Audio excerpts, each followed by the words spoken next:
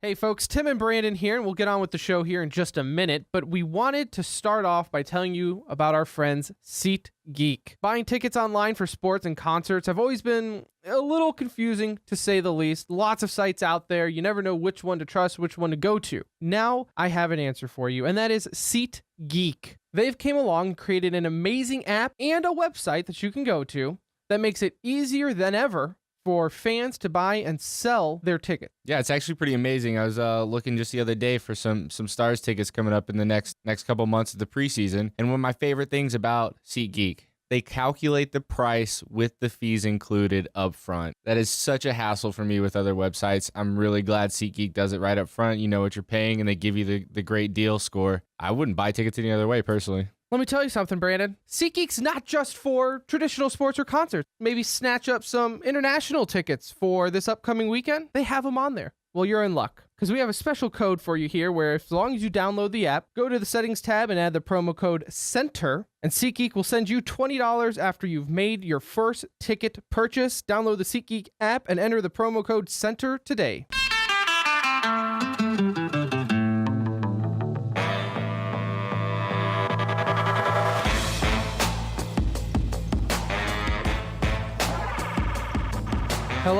Hello and welcome to another edition of The Center Ring, TCR for short. Or I think our fans made this nickname up, but I think it's your favorite esports podcast. Coming to you live from an unknown location. Episode 37 in your face. I'll be one of your hosts for this journey. My name is Tim, my co-pilot, my rock, my first mate, my right-hand man, my main squeeze, my IGL. God, I am not an IGL. In-game leader for love. I am literally the Freakazoid. If this is Cloud9, I am Freakazoid. An awful entry fragger that got kicked to Echo Fox. That voice you hear is Brandon. Brandon, how are you today? Doing great. How are you? Not bad. Not bad. I feel like this is going to be the best episode ever. Through all the prep work we've done, I think it's going to pay off. It's going to shine to the listeners that this is the best episode yet. Because we're going to end the show with E-News, as always. Have some stories to at least bring up, mention, give a shout out. We will touch on the International Six. We won't do a full preview. Look, I wanted to do a full preview, but time sometimes falls victim. We'll do a full recap on it. Sue me. And we will also, though, spend the majority of this episode discussing E-League. Because Season 1 of E-League wrapped up this past weekend, really. It's been a long journey, but E-League finally came and went. The social experiment, if you will, that Turner Broadcast was brave enough to take on. Were they brave enough? How much credit do we want to give to Turner on this? We'll start with our impressions and we'll break down the finals. You want to start from the very beginning? Take me back. When did it start? Oh, you're going to ask me for a date? It was... I'm going to ask you for that date because I didn't do the prep work for the date. I just asked you that. March of last year? I believe was when it was first announced. Well, no, yeah, okay. So when did it start, though? It started May 24th of this year. May 24th of this year, yeah. So they were actually announced in October of last year. October, May. I see where you can get confused. March, May. There's a lot of months. This is right. a very, very long tournament. Was it even a tournament? This is a very long season. Okay, I'll stop you there, sir. Because I see a lot of people complaining on the... Well, I say a lot of people. I've seen 2 people on Reddit post this. And it's enough to trigger me and stand on my soapbox, that they say that they lost interest with E-League because it's just too long of a tournament and there's bigger tournaments in between and they just stopped caring. My argument to that is that this was not a tournament.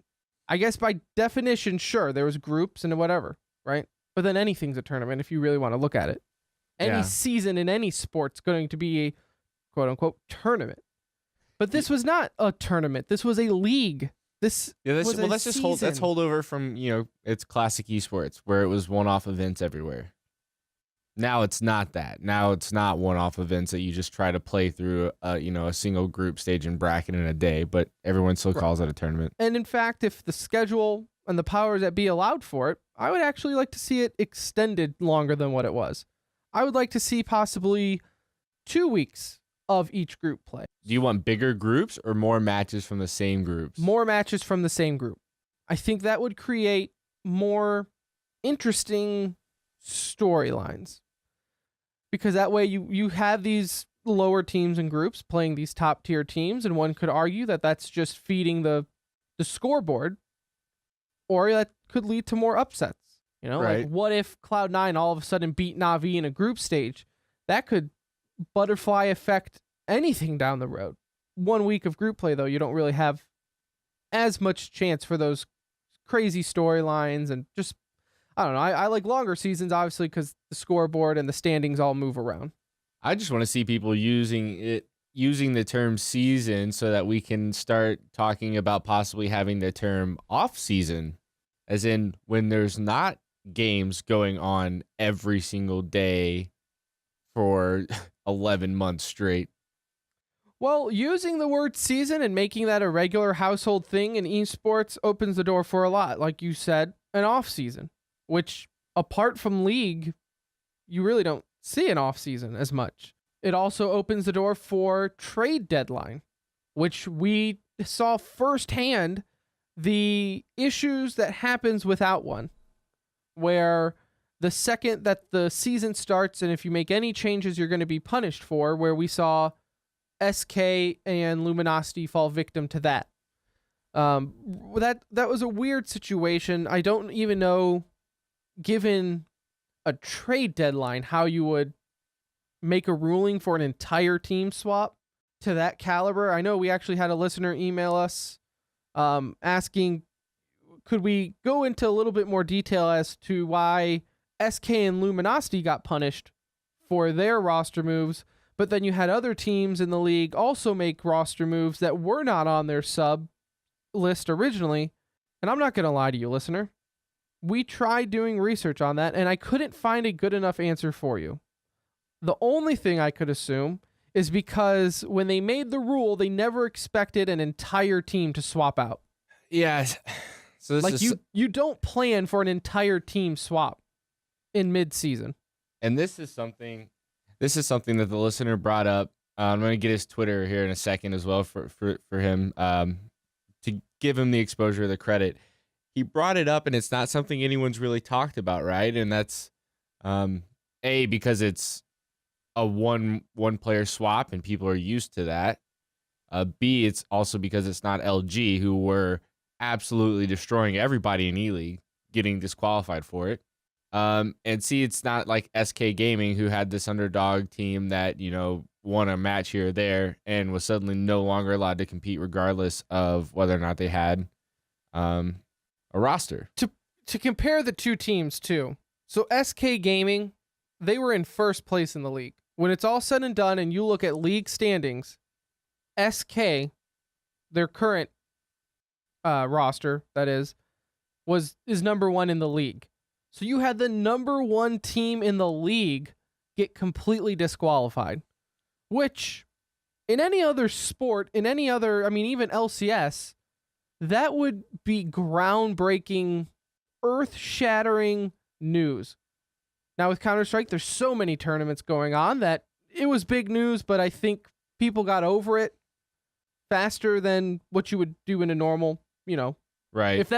If E-League was the only season for Counter-Strike, you would never hear the end of it. But because it happened in the middle of a major, that was a lot of distraction and it came out in a tweet. Like it wasn't even nobody was notified. It was just they tweeted out and said, "Oh yeah, by the way." But SK Gaming, or if you're looking at standings now, Team X, they were 13th.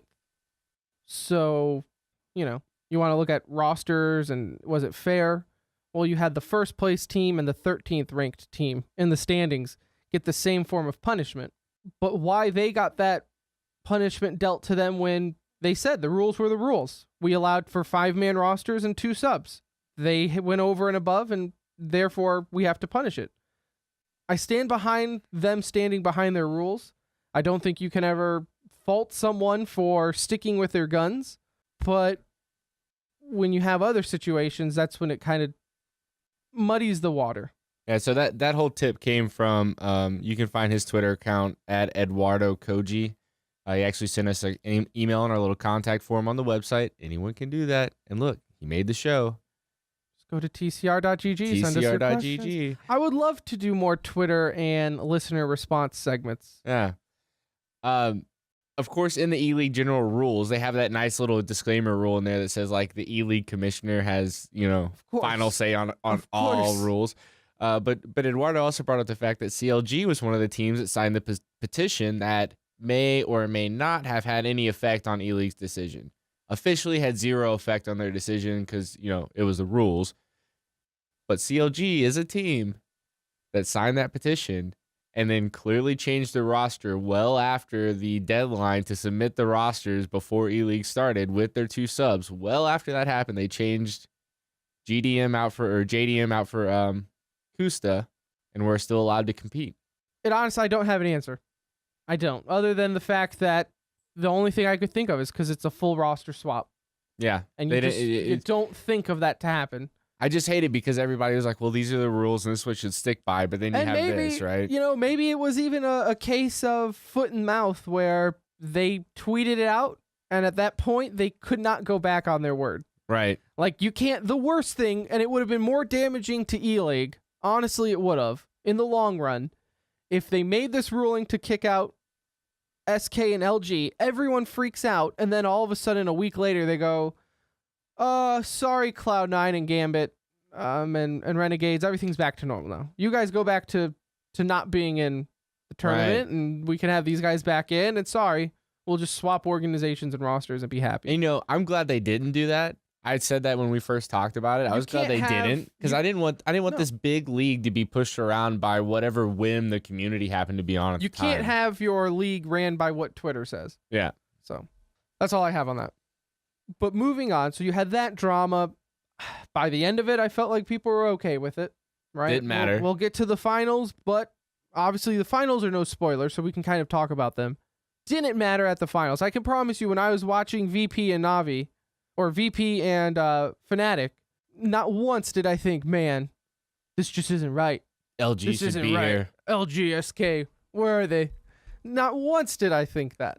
And even if you ask me, I think SK or LG should have been in there with some no-name roster. But I don't want. We're getting off that topic. We're done, because I can talk for days about it. Because I still think if they were going to make a ruling, it doesn't matter. I felt like LG should have had LG's spot. Yes. Whatever roster was playing under LG should have kept the organization. LG's spot. LG should have kept their spot, and the players of SK. Sorry, you signed up for a team that didn't qualify. Right. Sucks to suck. That's what I think the final decision should have been. But they didn't call me. Yeah, that's why we're here recording a podcast. Maybe I should check my junk mail. Maybe they did, and I just didn't look. Adjust your spam filter. Yeah, but hey, what happens, happens. Now, this was interesting, though, and I actually did not know this until today. Did you know, despite the rule book stating that disqualified teams forfeit all potential winnings, the Turner EVP, made-up job title, Craig Berry, stated that SK Gaming and Team X would still be eligible for some unspecified winnings. So they threw him a bone. Unspecified? Yeah. That bothers me too. Why would it be unspecified? Because it was probably not officially part of the original prize pool. It probably was not part of the $1 million. And it was probably like a sorry, we screwed you kind of thing.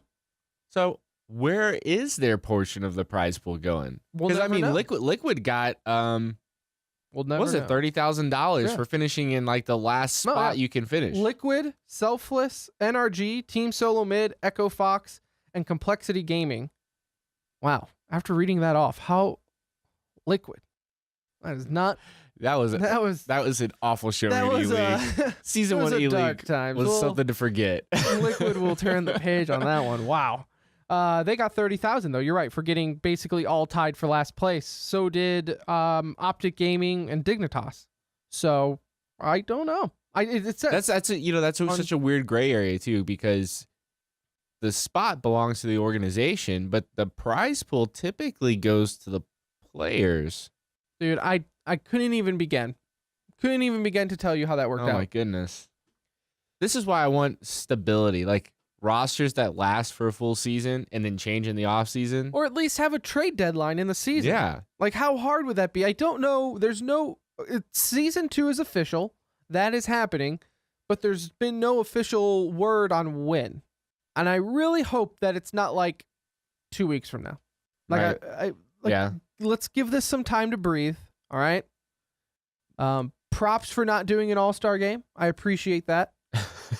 Because that was the worst is all-star game. That's always my favorite. It's like, hey, let's do this exhibition match right before the finals and make everybody sit through 2.5 hours of garbage. MLG Columbus, man. That will ruined it. Ruined it. It just kills any hype. I wanted to go to bed. But I hope they give some time for this to go, kind of rehash their rule book a little bit, add a trade deadline. I think that would be awesome. But we'll see. I guess it's difficult. I guess it depends. Does E-League want to be a bro to all the other leagues out there and try not to bully other teams? Because, like, if E-League adds a deadline, that could technically cause a ripple effect with other tournaments coming up, right? Like, you want to compete with this roster at said tournament, but E-League's trade deadline is approaching here in a week. And so if we really want to do this trade, we're going to have to change our roster now in a week for E-League, but this tournament's coming up and it's going to be in the middle of it. Yeah. Do you just go with the tournament with an old roster? Do you make it earlier than you wanted? I don't know. That's one of the many woes who would never have a problem with that is Team Liquid, because their roster means nothing. No, I think they just kind of have names out of a hat and they'll pick a few there. Who's playing today? Now, I know a lot of pros have been outspoken about the number of tournaments that have happened. Olaf being one. I actually pulled quotes for that one, yeah. All right. I don't want to ruin your thunder. What's the quotes? No, you did a lot of hard work. I don't want to. I'm going to misquote them. You go ahead. Direct quote from Olafmeister in an interview with Slingshot Esports. I said that I am a firm believer that we should cut down the amount of tournaments. Specifically, he was talking about Na'Vi versus Fnatic, which was the semifinals game. He said, I can see them here, and in maybe like 1 week, I can see them again, so it's not that special anymore. Which is kind of sad to hear one of the top pros say, like, it's just not special. Like, these tournaments honestly feel more of to me, over dissecting that comment, seems like it's just more of a grind to them now. Oh, yeah, I definitely agree with that. Flying to these big tournaments and everything is not some crazy thing. It's just, we got to wake up at 8. This is going to suck because we're going to play till 1. And, I'm going to be tired. It's just going to be awful. And guess what? We're in Atlanta now. I'll see you boys in Germany next week. Yeah. Oh, and then I'll see you back in Atlanta the next week. 3 days later. Yeah, 3 days later, we'll meet up again on the other side of the world.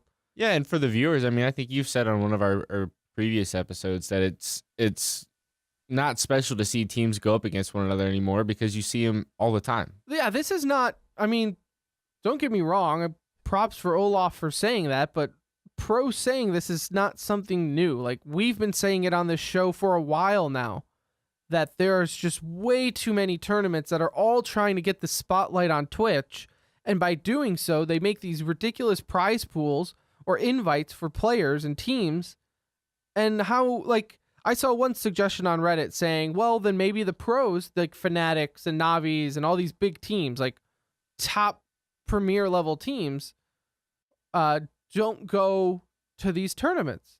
Then that way it opens the door for lesser teams, these smaller teams going in there. That would be good because it would give, I agree with that. But you're then asking people to walk away from like $100,000. Yes and no, but I mean, if the tournament's only worth $100,000, the top team's getting $50,000. No, $10,000 a player. And we've already seen that happen, right? That's why you see like DreamHack Austin with not top teams. Like no top European team showed up for that. Yeah. So you're starting to see that, but I think the bottom line is you just need to have it more regulated in the sense of, that's why I wasn't completely against the WESA which I'm pretty sure is dead, right? They're so they went like in hiding, and then their Twitter account got banned from Twitter. Awesome. It's like, That's or got deactivated by Twitter. Good way to start your And after business. that, nothing. Everyone has kind of forgotten about it. So I have no idea if they're even operating or not anymore. So number of tournaments is always a talk right now, and even now that the players are voicing their opinions, I don't think that's going to change anything though, because companies want to have sponsorships, companies want their money, and I think you're going to see a consistent struggle now between E-League. You're going to see a struggle between Faceit. Well, Faceit and E-League are kind of... Well, that's a new relationship that's a little weird. Well, I don't know where that's going. But you have ECS. Right. Which is Faceit, right? Also made by Faceit. So that's weird, right? Are we just going to ignore the fact that Faceit... I was going to bring this up, but Faceit and E-League teamed up to do an Overwatch Open. So what are we doing there? Sounds like Faceit's just trying to make sure their hand is in whichever pot becomes the biggest one. Faceit's got different girls and different area codes right here. Yeah, they have ECS season 2 starting relatively soon, I think. So there you go. You have Faceit, E-League, ESL. ESEA Pro League. And those are the top 4 that you can think of that are always going to be sitting there struggling. And then you throw in random iBuyPower tournaments. You know what? I don't even understand why ESL has kept DreamHack around. Because you want to talk about, teams not going to smaller tournaments. That's DreamHack, right? DreamHack is like the smaller of the bigger tournaments at this point. Well, it all depends on what DreamHack you go to, right? Yeah. DreamHack Austin, yeah, that's going to be small. DreamHack Malmo or something over in Europe, those are going to be huge. I mean, DreamHack has had majors before. Yeah. So, I mean, it's ESL owns, the same company that owns ESL owns DreamHack. Why they wouldn't use that as a way to bolster minor play, but it's all money. It's money. Yeah, it's money to you say you don't understand it. Well, to them, it's going to the same pocket. It's going to the same bank account. DreamHack has been around forever as this big LAN event, this expo, right? It's the DreamHack Expo, and it just happens to also have tournaments there. Right. So to them, it's the same thing. To us, it's weird, but to them, it's just another tournament and another dollar figure. But moving on, I guess for the sake of impressions, I would say E-League met mine. I went in wanting a very professionally done TV performance. They delivered on that. Richard Lewis did a phenomenal job. Thorin, I'm going to throw this out there. I was most impressed with Mo's ability on the desk. I know we're supposed to hate him right now because of the whole skins thing and gambling or whatever, but I think he did a pretty decent job. I guess say week 1. Yeah, for overall, I think the entire desk did a pretty good job. I do too. Thorin still made his cringe jokes that I just felt like. But he did. But the thing I liked about it was everyone tried really hard to move on very fast. Richard Lewis was definitely on point with his okay. And we're going on. Predictions. Let's go to predictions. So no, I agree with that. Now, can I be real with you? Hashtag real talk. Oh, I just did the hashtag symbol with his fingers. Caught 1.5 games on actual TV. I did not watch it on actual TV very often. Yeah. So I know before I preach saying you guys need to support esports on TV. Friday nights are kind of a busy night for me. I work 2 jobs plus this podcast that I don't get paid for. So obviously I follow the money, and normally I have to do some type of other job on a Friday night. So I catch it on my phone, catch it on my laptop. I still watched them. From what I saw on TV, they were really good, but I didn't catch as much as I wanted to on TV. Obviously though, Friday night at 9:00, I think it starts our time. Which, by the way, and I know this was like I said, this was an experiment, right? So 9:00 on a Friday on TBS is probably the best you're going to get. In the future, I feel like it's going to have better time slots. I'm getting too old for these 9:00 starts. It goes to 11, doesn't it? Dude, sometimes it's over midnight. You get that overtime, or it goes to the 3rd map. You're past midnight. I go to bed at 10:00 on a regular night when I have to work in the morning. Yeah. So I am struggling. And all I could think of, you want to know what? And I just want our friend Alchemist to know this. When I'm sitting in bed, naked, struggling to stay awake, watching E-League, I think to myself, what would Alchemist do? And that poor bastard is probably 10 times as tired as me, and he has to work it. And Every then, single one. And then I smile, and then I go to bed. And then I'll catch the matches in the morning because I watch the VODs. I mean, speaking of time slots, it's season 2, season like 1. I don't. Who knows what season 2 will deliver? Maybe they'll put it on prime time Thursdays. And I don't have to stay up till midnight. They did. E-League did release some numbers. The first season generated 897 million gross minutes of consumption. So TV and Twitch. Okay, so first season, this is overall? The first season was 897 million gross minutes. Do you have the final ratings? I could not find those. I have all the stats of the okay. I couldn't find what it pulled for on Saturday for like the finals at 5:00 because the finals started at a decent time. And it said E-League drove more than 3.4 million new viewers to TBS. Peak of 168,500 concurrent streams on Twitch. Reached nearly 19 million total viewers on TBS. I mean, I think it did pretty well. I do too. I know from like week 1 and 2 and week 3, like there was a few weeks in there that had like drop off in viewership.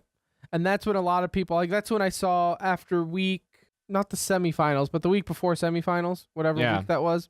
That's where I started seeing people go like, well, it's just too long. I lost interest in it.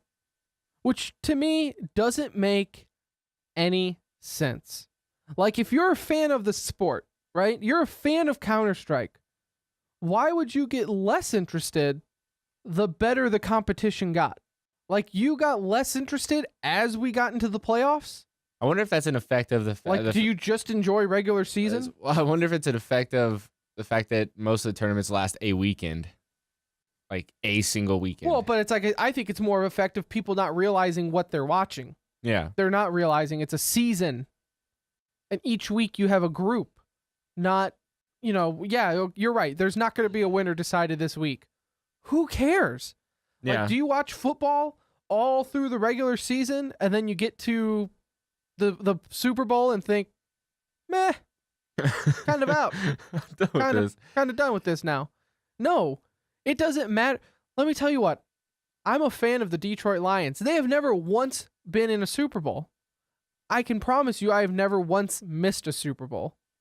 So for these people to be like, well, it's because this was a NA design tournament and there were no NA teams really after, Cloud9 got through the bone and was allowed back in. But it's such a cop-out to me to say, well, there's no NA teams. First off, who gives a rip if there's NA teams when you have Fnatic and versus VP for the finals? Like that's top teams clashing, historic teams clashing. The veterans are in there. And you're going to tell me, well, you know what? I was really looking forward to NRG. If Peter was in the finals, then I'd watch.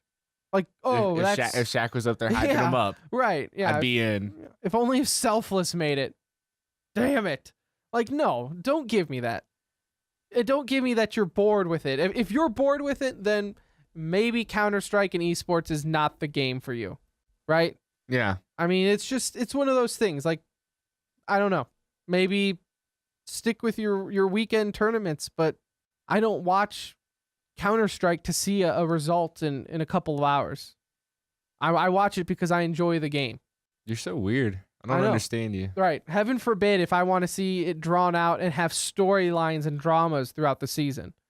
Because, let's be honest, the only reason there was drama this E-League was because SK got eliminated or disqualified. If it wasn't for SK and LG getting disqualified, the brackets would have gone pretty much exactly as predicted all the way through. Well, it would have changed. So the interesting point about the brackets, VP and Mouse Sports both managed to qualify through the last chance qualifier playoff before entering the playoffs, the last chance qualifier for it. they both managed to make it through that last chance qualifier, and you're looking at 2 teams in the top 4.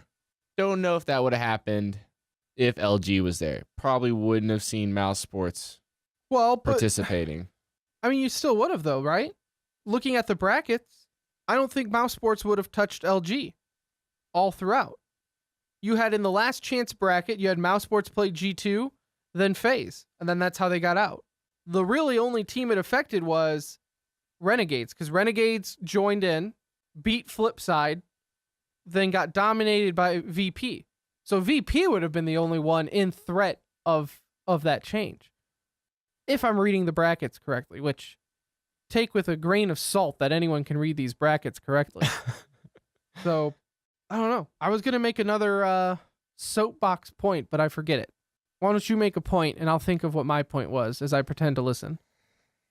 Speaking of season 2, we do have to give a little shout out to the production staff. They did do a wonderful job, but I think a little more freedom next time.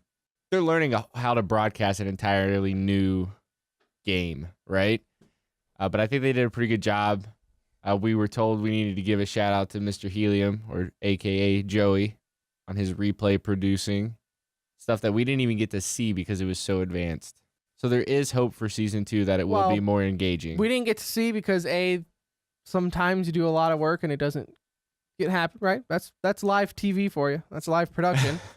And B, you didn't get to see any of that online, which I know some people were complaining about because TV kind of got the better deal, quote unquote, but get used to it. Have you ever watched a sport online? It's the same thing. You don't get commercials. I did get frustrated when it was like observer feed and then just nothing for 10, 15 minutes at a time. Yeah, but I mean, that's what it is. Everyone knew that going in. So yeah. It's whatever. Yeah. Is it frustrating? Sure. What do you want? You want like a dancing bear on stage? Honestly, I wanted to see the desk, but I understand that they could not legally produce that on Twitch because it was on TBS. Right. Maybe if they hired 2 guys to handle the online feed, just 2 guys, maybe with a podcast and a struggling bank account. And a willingness to move to Atlanta. And get paid probably far less than the next guy. Moving on, though. So that's impressions, right? Overall, very happy with it. Can't really complain about one thing. They didn't cheese it up. I thought it was very professionally done. Right? Not as much confetti as the Democratic Convention, but, that was a tall task to climb. But moving on to the finals, because I do want to talk a little bit about the actual performance of E-Leagues in the final. Okay? You had, like we've mentioned earlier, Fnatic versus Virtus Pro. They made the finals there. If there's 3 things in life that I go by, right? If I had to pick 3 rules, okay, listeners, 3 rules to live by in life. Rule number 1, every lake has a dead body in it. You follow me? Every lake has a dead body. Guarantee you. Every hotel room has had sex in it. That's what they do to warm it up. And number 3, don't ever bet against VP on LAN. Those are 3 rules that you can always go by in life and you'll be fine. Because for whatever reason, when VP they get counted out, and then all of a sudden they show up on these LAN tournaments, the major, and they just dominate. Actually, Taz made a funny tweet. Do you have that? I don't have it in front of me, but I was laughing. I was going to bring it up. So Taz made a funny tweet after they won, or was it before they won? But he made a funny tweet where it was the first time in Counter-Strike history that a premier team, because they were knocked out of the Pro League on ESEA, was able to make a finals. They said of a major, but it's a major tournament. A major event. Yeah. Not a major, quote unquote, but it's a major event. And I thought that was a little good tongue-in-cheek. Yeah, we talked about that before. It was a good tongue-in-cheek. It's like, all right, I applaud you, Taz, for that. At the same time, you're still premier in one league because you didn't give a rip about it. Yeah. So maybe it's tongue-in-cheek, but at the same time, shame on you, because the only reason you can make that joke is because you're not pro in that league. Virtus Premier. So that's one thing you want to look at. But the finals was really... So let me back up. Does it always seem like in tournaments, and I felt like this way at MLG Major, the semifinals always produce better games than the finals. Is that a fair statement? You say the semifinals always produce? Right. Oh. I mean, think about it. This you had, I felt like the VP and Mouse was a really good game, even though Nico didn't play out of his mind. I mean, But this, like, you had the finals here. Everyone was expecting some epic clash between Fnatic and VP, and it really didn't turn out that way. Virtus Pro kind of dominated them from the get-go. I'm going to tell you right now, Fnatic lost that entire series, lost that in the map picks. I think I mentioned it to you earlier. They literally gave the game, the very first map, gave it to Virtus Pro. Why they did what they did is beyond me. Listen, I don't care what map you get, okay? I don't care what map you choose.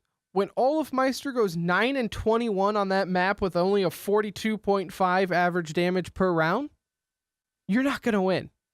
Like, if you have, forget if Olafmeister, if you have anyone on your team going 9-21 with only 42 damage a round, you're not going to win that game. But when one of your star player, the guy who came back from injury and is supposed to be the best Counter-Strike player in the world, goes 9-21, that probably is not a good sign for the rest of your night. He has not been playing up to snuff lately. But I mean, so do we want to look into it? Let's act like we're professional talk show hosts for a second and dive into that comment and be like, well, let's see. He's not been playing well. He came back from an injury, so maybe his injury is still hurting a little bit. But he also made that comment of too many tournaments, and it's not really exciting. So maybe it's a mental thing of him not enjoying it as much. Maybe it's a dedication thing. He actually, in that same story that I quoted earlier from Olafmeister, brought up his injury and basically said that it's getting better each day. He can do more and more. And this was kind of in the same ilk of talking about too many tournaments. He did say that if there were less tournaments, that not necessarily he wouldn't have gotten injured. Because if there were less tournaments, he would have just been practicing at home. He said the biggest thing leading up to his injury, and probably Guardians as well, and he even said Pronax suffered from the same thing when he kind of fell off a cliff last year, was they were not taking care of or he was not taking care of himself physically outside of the game, which is ridiculous. I'm sure a lot of people are like, what do you mean you're playing a video game? You're just sitting there. But yeah, the repetitive movement of, you got to do some kind of physical strengthening or rehab work to offset the garbage that you're doing to your wrist. You do the same movements for probably 12 hours a day, and for as long as they do, and let me know what happens. You'll probably need something looked at. One thing, though, we didn't actually bring up before we started talking about these finals, and I wanted to at least bring it up here, is the fact that these finals were not shown. The semifinals and the finals were not shown in Germany.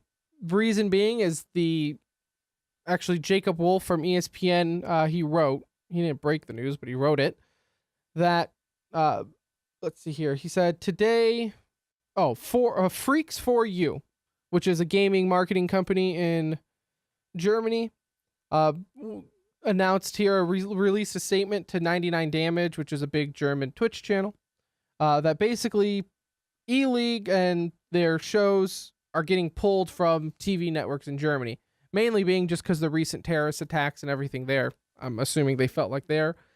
That being said, Germany also has a history of not allowing violent games. They don't allow Mortal Kombat there. They don't allow Grand Theft Auto, things like that. Mainly because the violence. They see them as an overly violent game that influences behavior. Which is weird, because like Germany historically has been such a peaceful country. Like, you think that they would just be cool with that type of stuff. Maybe they're trying to avoid starting another one. Well, here's my thing, and I don't want this to turn into a does video games cause violent discussion, right? You're about to go there, aren't you? I don't want it to be that way. So if that's the way it turns out, I apologize ahead of time. However, I do see people who are on the internet going like, oh yeah, that's true, and insert some other stupid scarecrow reference, right? Like you're creating, isn't that what the Straw man. straw man, right? You're creating a straw man. You're trying to distract me from the problem. And here's my take on it. Okay. I don't think video game causes violence. Like playing Counter-Strike is not going to make you want to shoot anyone, right? Do video games influence violent behavior? And that's a different question. Do they cause violent behavior and do they influence? That's two different arguments. And I weigh in on the, yes, they definitely can influence behavior. Anything can influence behavior. We live in a country where a guy just got out of a psych ward because he tried to kill Reagan because he thought Jodie Foster would notice him and want to marry him if he did it. But he just got out? Yeah. They released him. So, well, I don't know if he just got out, but, I host an esports podcast. All right, let's not. I was surprised you went there at all. Anyway. Check my references. But my point being is, if some dude can think killing the president is going to make Jodie Foster notice him, you can best believe that some dude who plays Grand Theft Auto going around shooting up people might get an idea to go and shoot up people there. Now, am I saying these people are probably mentally stable? Probably not. But anything can influence someone who is mentally unstable. Take it from someone who worked with mentally unstable people for all throughout college. Anything can influence anyone to do stupid things. So to all of a sudden jump on Germany saying that way to cave into the man, way to not stick up to the government and prove that esports is different. This was not the time and place for esports to try to argue. This was not the time and place for people on Twitter or people on Reddit to try to, grab their pitchforks and be internet warriors and try to convince the country of Germany that, hey, I know there's been recent terrorist attacks, but let's show this game that's against terrorists and counter-terrorists, where, by the way, the terrorists can win. I'm just saying it's not so black and white. Like, people think of, do you remember back in high school, we were playing WoW and there was a story about some kid in China who set his classmate on fire and they asked him why he did it. And he was like, well, because I wanted to be a pyro mage. I don't remember that. That happened. That's a real story. I think it was like a 14-year-old in China. My point being is that anyone can be stupid. And if they want to blame the game, that's fine. But don't be naive and say that something cannot have an influence on someone. Right. I don't disagree with anything you said. And that's my non-editorial of my Germany and esports take. Oh, I said, because I saw a lot of people like bashing Germany for it. Yeah, Germany or Freaks for You or anybody who was involved, or Turner for not trying to push for it. And even Richard Lewis came out and said, like, I have no problem with their decision. I wish it wasn't that decision. I wish one day that Germany can look past the nature of shooting people and realize that what people are like. I'm not watching Counter-Strike to see someone kill someone. I'm watching for the skills. Right. Watching for the elite flicks, bro. But the one tap. Ask me about my one tap. The one tap. That's all I have to say. I don't know. Sorry, I got serious for a moment, and it's just been on my mind. I don't even know where to go now. Where are we at? Let's go to Dota. Unless you have anything you want to bring up. Yeah, you worked hard. I don't want to cut your notes off. No, I'm good. Let's go to Dota. All right. Closing the book on E-League Season 1. Can't wait for Season 2. I'm sure we'll do a preview. Maybe get some guests. I don't know. It's kind of hard to get those E-League guests. They don't mess They're around. on lockdown. Yeah, they are. Or maybe it's just our podcasts suck and isn't popular enough to get them. Probably a mixture of both. Probably a little bit of both. So Dota 2, the International 6, TI 16 is coming up fast. This Wednesday, actually, in 2 days, August 3rd. It is happening. I am stoked. Cannot wait. It is easily one of the most amazing times of the year. If I have to pick, man, I just did this to myself. I shouldn't have. TI and Evo. It's like 1 and 2. Like, I get more jazzed for this than I do any Counter-Strike major. And I think the reason being is because, like, this is it. Like this is So the decision for Valve to introduce majors to the Dota 2 environment hadn't changed your opinion on the international at all? no. This to me is the holy grail of Dota tournaments.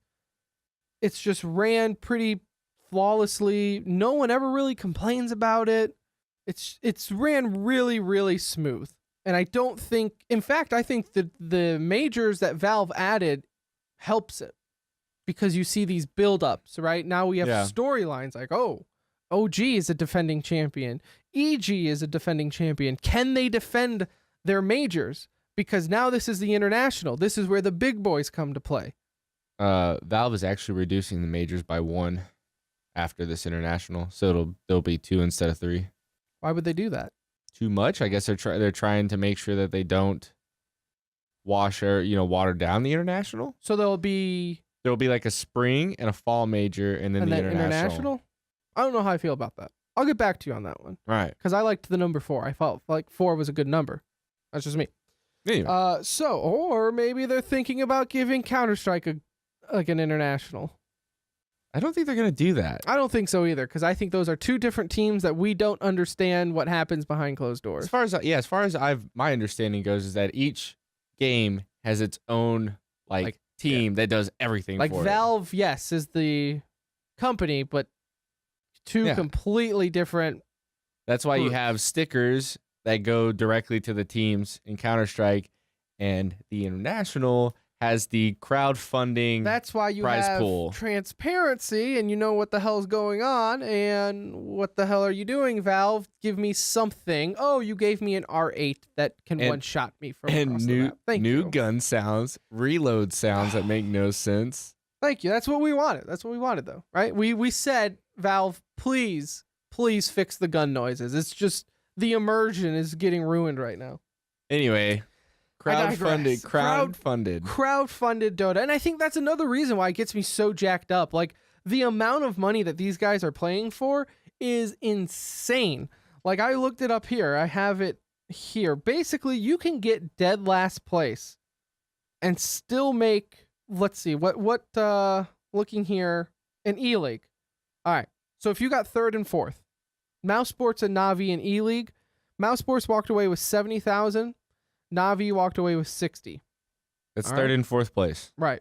You want to know what 3rd and 4th place gets you in the TI? 3rd place gets you just over 2 million, and 4th place gets you 1.3 at the moment. Because I pulled these earlier today, I don't know what the numbers are now. I'm sure that is updating constantly. What's the total prize pool that you have for? So I also pulled it this afternoon at about 5:30 from the TI prize pool tracker, and the total was $19,314,506. $17,714,506 of that was crowdfunded. So they started with $1.6 million, and it is now almost 20. And that obviously broke the record of last year. Next year is going to break the record of this year, and it's going to always break the previous years. Like, this is not something that just all of a sudden loses steam, right? Because what happened is, like, the crowd now, like, people are getting so hyped just to see that dollar amount go up. So you're going to get people who just donate I say donate. They buy the in-game compendium and all that. There's a lot of things that go to it. But the dollar value, I think, helps the hype of the tournament, which is why I wish Counter-Strike would get their big tournament in for crowdfund sourcing that Valve can host in Seattle, just like they do the TI, right? Valve's headquarters is in Seattle. I don't know why they don't just show the same respect for their games like others, but alas, they don't ask me those questions. Now, looking here, though, all right, I want to make some bold predictions. Nothing too crazy, all right? I do think OG will defend their title from their last major, that is. I think OG will win. I think they will get their TI trophy. I think EG will not defend it. In fact, I don't think EG is going to make it out of group play. I don't think America will be represented outside of group play in this tournament. I think that the way the groups are lined up, just it does not bode well for USA in this. Just let me tell you that. Looking at Group A, that's where you have Evil Genius, right? Well, you have OG, who's I think way better. You have Wings Gaming, who has been up and coming. That they're going to make some heads turn there. You have LGD, that's going to make it. I look at Group A and like seriously, like 6 teams can beat Evil Genius, because I think Evil Genius still is kind of getting used to their roster and everything there. They just haven't been performing that well. And it's only the top 4 out of each group make it. So I think Evil Genius does not make it out of group. And therefore, USA doesn't really stand a chance because Digital Chaos is not going to make it out of group either. But what can you do? The one thing that I really want to look in, and I think I bring it up every time we discuss Dota, is Team Liquid. A team that is always the bridesmaids, never the bride. They are the curse of second place. They get second place in a lot of tournaments, a lot of majors, but they just can't seem to go over that hump. And they're falling into kind of the trap that Navi CSGO division gets the rap for, where it's like, you've gotten second place, or you've gotten, so close so many times that somehow you're viewed as being bad. Right?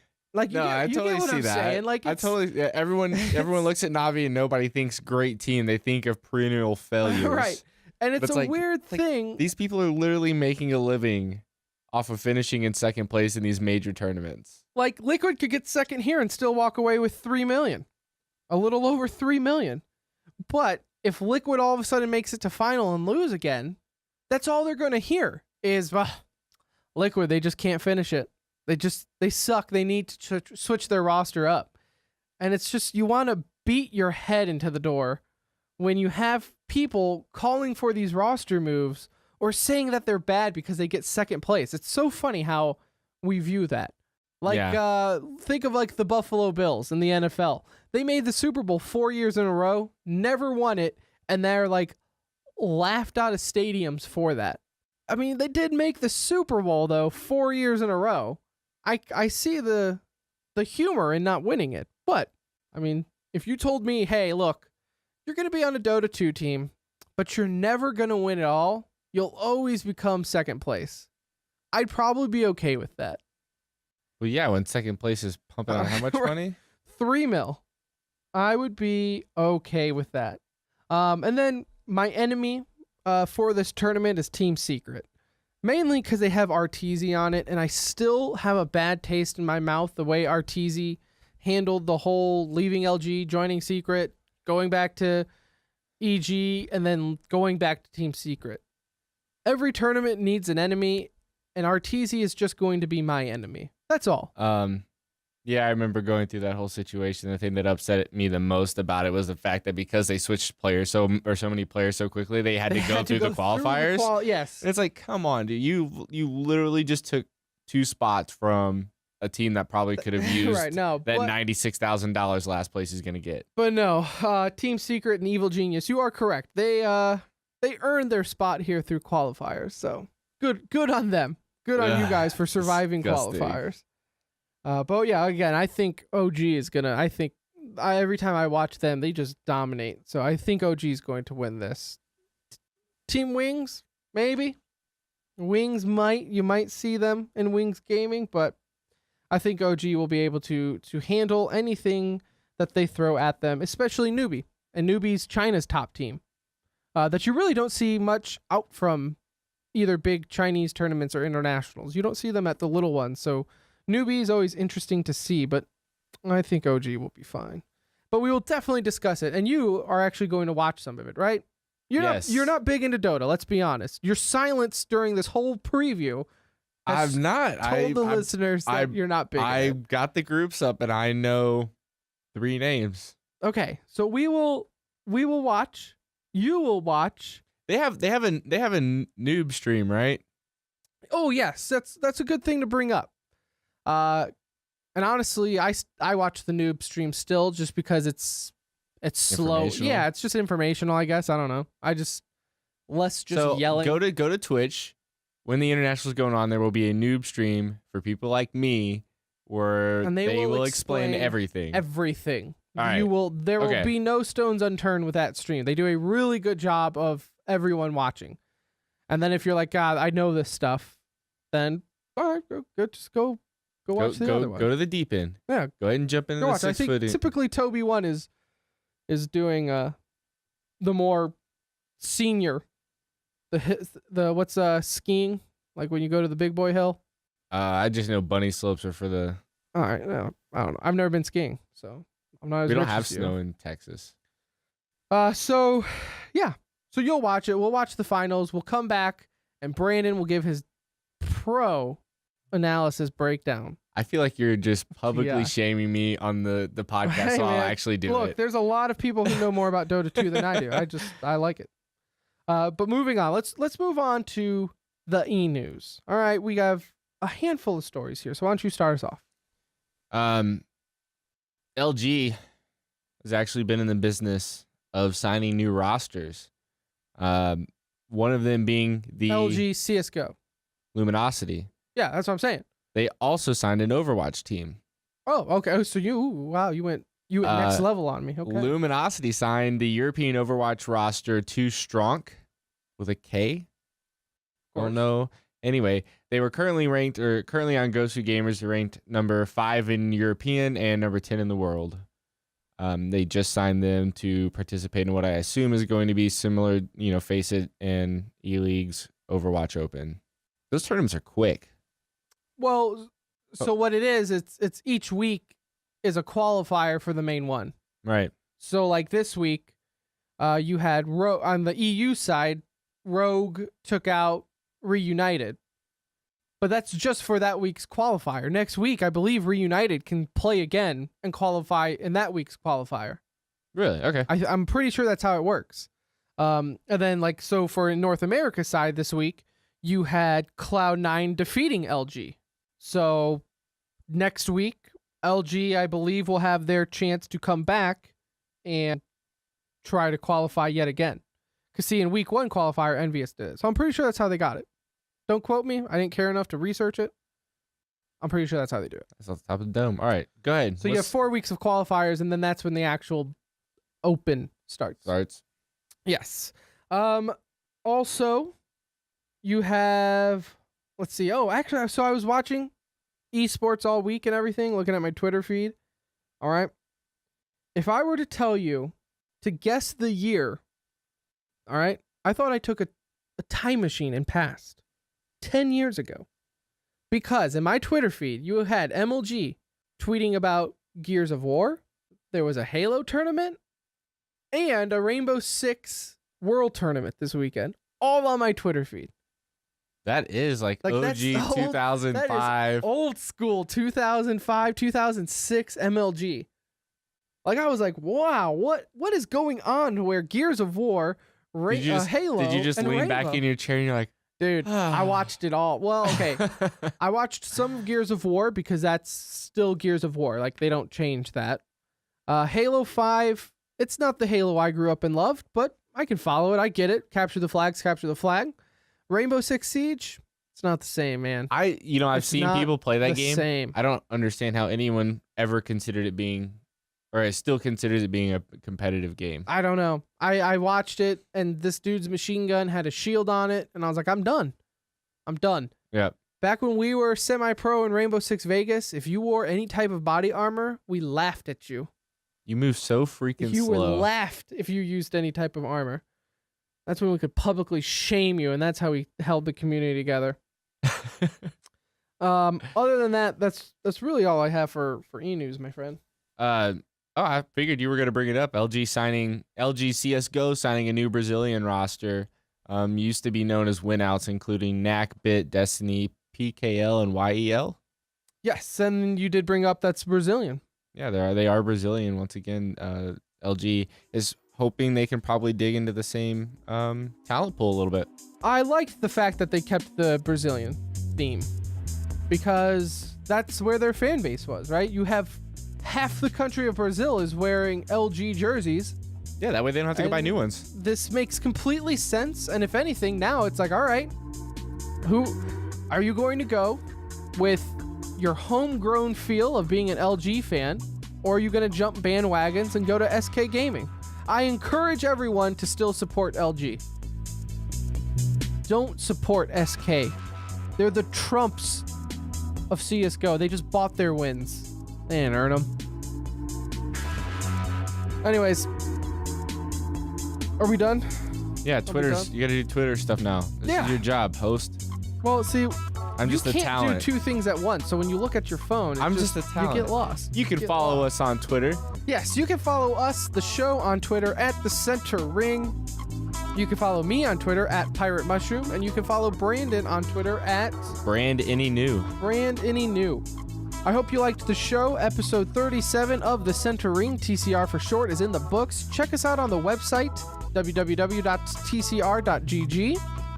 Like I said, there's a little email thing at the bottom. It's huge. It's a giant white square on a black website. You can't miss it. Contact us. Let us know what you think. As well, I'll bring it up. I don't know if I'm supposed to. The show will also be featured on Blowout Podcast Network. There's a lot of good podcasts on there if you are into crazy stuff. There's one actually below the belt I find fascinating. They basically take crazy ass fighting scenarios and just discuss that. Like lion versus a T-Rex. If I'm just throwing it out there. I don't know if that's an episode. If it is, it should be. But that's what they'll discuss. So check that out too. I'm sure it'll be somewhere on our Twitter. Again, that is at The Center Ring. I hope you enjoyed the show. We will be back next week. We will discuss some international. I'm sure there will be something going on in Counter-Strike we can always discuss. Absolutely. Until then, take it easy, and we'll see you for episode 38.